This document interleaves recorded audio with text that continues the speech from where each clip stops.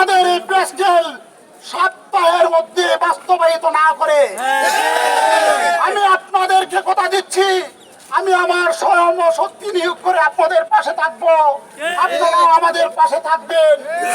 আজকে আপনাদেরকে যে পরিশ্রম কষ্ট দিয়েছি আমি ক্ষমা প্রার্থী। আর আপনাদের আমাদের দাবি আদায়ের জন্য আমরা মরতে হয় মরব, তবু একসাথে আন্দোলন চালিয়ে যাব।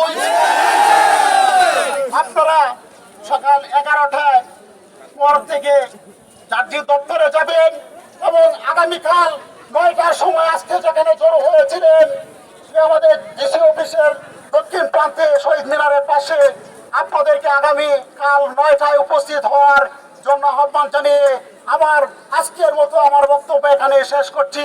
ধন্যবাদ সকল উপস্থিত সকল কর্মচারী ভাইদেরকে, মিডিয়া ভাইদেরকে। আর আজকের মতো আমি বিক্ষোভ সমাবেশ আজকের মতো এখানে সমাপ্তি ঘোষণা করছি। ধন্যবাদ সবাইকে।